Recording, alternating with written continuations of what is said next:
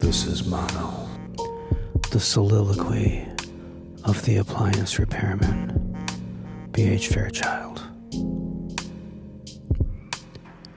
They bring me their broken toasters, chrome-dulled and shorted on lumps of grease, twisted mixmasters with mangled blades and bent spindles, punch-drunk and beaten into an early grave.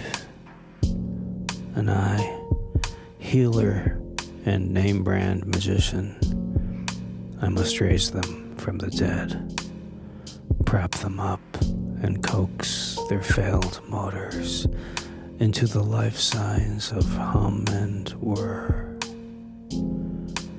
They go out, they come back. These wounded, cracked, plastic and chrome marvels of the mediocre, of the watery omelet and bland, confused margarita. We should learn from our mistakes. The lawnmower plugged with muddy oil will foul again, and again the nightmare ice maker will vomit its perfectly formed cubes into the void.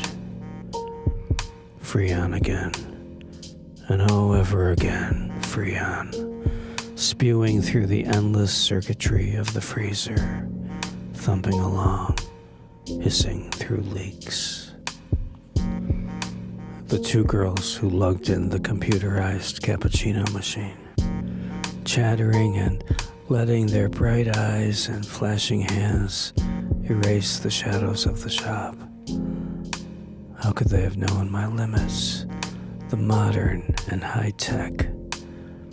The microwave ovens, for instance, with their digital readouts and soft little gongs that puzzled me almost into retirement months ago. Give it up, my wife said. You're as obsolete as they are, pointing to the pre-war junk piling up unclaimed. The girls frowned and took it back, hunching their shoulders like old women. They stumbled out, letting the door bang shut, flinging the shop back into darkness. I have learned from the inventions of history, but I live in the age of wonders, of the self-contained and irreparable, where I stand and watch the small, good things of my hands drifting far away into the corners of my life.